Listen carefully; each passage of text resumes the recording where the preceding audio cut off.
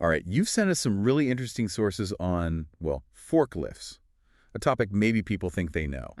But we're not just scratching the surface today. We're doing a proper deep dive into two specific types, the counterbalance forklift and the reach truck. Yeah, and it's fascinating because, they both lift things, right? That's the core job. Sure. But how they're engineered, the environments they're built for, totally different worlds. And getting those differences isn't just tech spec. No, it's about efficiency, safety. Exactly. Choosing the right tool. So our mission here is to unpack your material, look at what makes each one tick, where they shine, give you that essential knowledge. Okay, let's jump in. Let's start with the classic, the one everyone pictures, the counterbalance forklift. Right. That's the default image, isn't it? Super common, incredibly versatile. You see them everywhere. So mechanically, how does it work?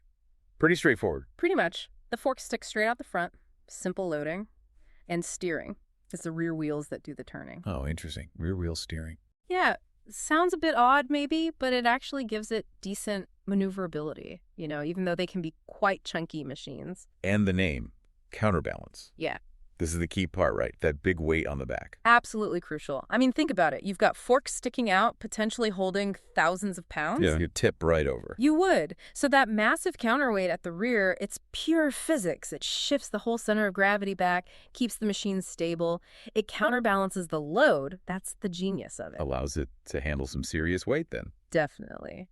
And that leads into the different types. You get electric ones, great for indoors, no fumes. Quieter too, I imagine. Yeah. Then you've got gasoline and propane models, more power often, better for outdoor use or maybe heavier jobs. Pros and cons to each, depends what you need. And they come in different sizes. Oh yeah, a whole range. But what's interesting is sometimes the bigger capacity ones aren't physically much larger. Really? How does that work? Heavier components inside, and crucially, an even bigger counterweight. It's all about balancing that heavier load. Got it.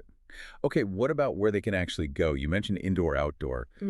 Tires must be important. Hugely important. So you have three-wheel versions sometimes. For tighter spots. Exactly. Better turning radius indoors.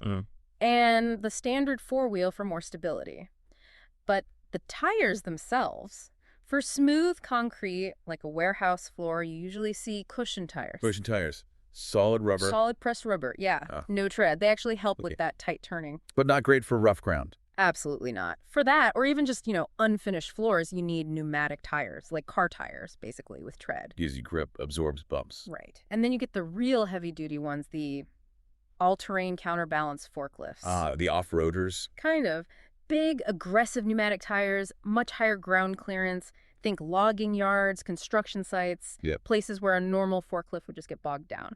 Okay, so the counterbalance is the versatile, heavy-lifting all-rounder, covers a lot of bases. It really does. But what if you don't need to cross rough terrain? What if your biggest challenge is space, like really tight warehouse aisles and super high shelves? Now you're talking about a completely different beast. That's where the reach truck comes into its own. The specialists? Precisely. If you think about the bigger picture, reach trucks are all about warehouse efficiency. High-density storage. Meaning stacking things high and keeping aisles narrow. Exactly. Saving floor space. You build up, not out. Reduces costs, lets you store way more stuff in the same building. So reach trucks are designed specifically for that. Narrow aisles, multi-level racking, they're compact, incredibly maneuverable. A tight turning radius you mentioned. Incredibly tight, essential for those confined spaces. And how do they stay stable without that massive counterweight? It's a different design, right? Totally different philosophy. Yeah. The forks still come out the front, but instead of the big weight, they have these two legs like outriggers that extend forward from the base. With little wheels on them. Yeah, small wheels. Those legs help distribute the load's weight. Plus, the heavy battery pack is usually positioned towards the rear, and that adds to the stability, too. Clever. Purpose-built for that specific job. Absolutely. And because they're almost always working indoors. Electric power. Almost always electric motors. Quiet, emission-free. Makes perfect sense. And they handle decent loads, typically 2,000 to 4,000 pounds. Some can do a bit more. Okay, respectable. But their real superpower is height, isn't it? That's where they blow the counterbalance away. We're talking vertical reach. Some models can go up 45 feet, maybe even higher. 45 feet. Wow, that's really high up. It lets you use the full vertical space in a warehouse. Game changer for storage density. But surely there are downsides to being so specialized.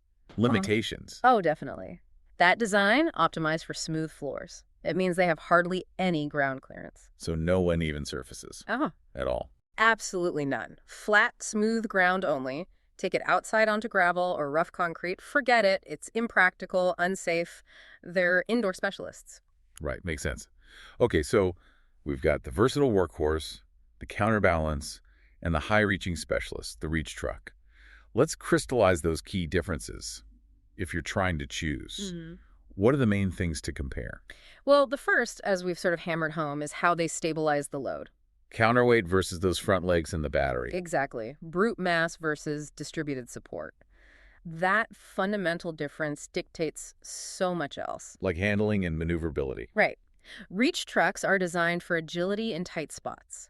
Narrow aisles, high racks, that's their playground. Whereas the counterbalance needs more room to swing around. Needs a bigger footprint, yeah. Right. But it's built for moving heavier stuff, often over longer distances, and in all sorts of environments. Warehouses, lumber yards, docks, construction. Much more versatile in where it can work. Okay, and the weight they can actually lift, that's a big one too, isn't it? Huge difference. Counterbalance trucks generally have much, much greater capacity. Even a small counterbalance can often lift more than a heavy-duty reach truck. Wow. Yeah, standard ones might handle, say, 5,000 to 8,000 pounds comfortably. And those all-terrain monsters, One was lifting logs and stuff. they can move over 100,000 pounds. It's incredible power. Okay, so counterbalance wins big on raw lifting power. What about the reach truck's capacity again? Typically in that 2,000 to 4,000 pound range. Good for pallets in a warehouse, but yeah, nowhere near the counterbalance. But then we flip it. Vertical reach. And the reach truck dominates. Average ones hit at least 30 feet. Many go up to 45 feet or more. And the counterbalance, what's its typical max height? Standard is maybe 10 to 15 feet. You can get them with what's called a 4-stage mast. Like a telescoping lift? Sort of, yeah. Those can get over 30 feet, but that's usually the upper limit. The reach truck is just built for height. It trades that horizontal load capacity for vertical access. So it really is like choosing between, I don't know, a heavy-duty pickup truck and a nimble sports car. That's a pretty good analogy, actually. Both move things, but totally different strengths, different purposes. Okay, let's nail down the pros and cons then. Yeah. That should help someone decide. Counterbalance first, pros. Okay, pros.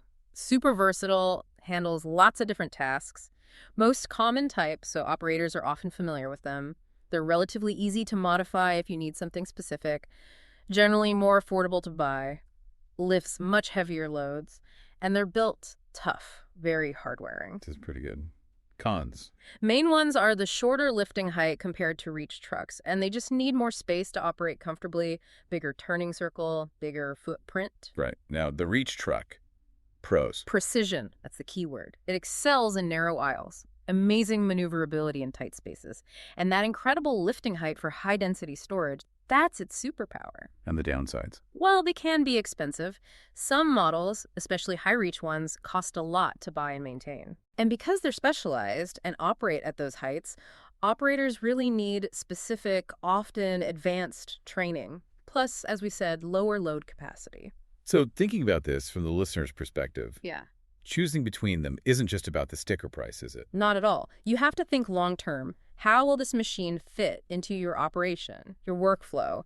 How will it impact your use of space, your efficiency day to day? So it really boils down to analyzing your own needs pretty carefully. Absolutely. 3 key things. What exactly will you use it for? What's the typical weight you need to move? And how high maximum do you need to lift it? Answer those, and the choice usually becomes much clearer. That really simplifies it. That's the core of it. Okay, that wraps up our deep dive into the world of counterbalance and reach forklifts. Hopefully you feel a bit more clued in now on these really essential machines. Yeah, they're both vital, aren't they? Just in different ways. Each one boosts efficiency dramatically in its own niche. And the choice really comes down to matching the machine's strengths to your specific operational needs. No one-size-fits-all answer. Definitely not. And it makes you think, doesn't it? Consider all the stuff we buy, consume, use every day. Everything from tiny packages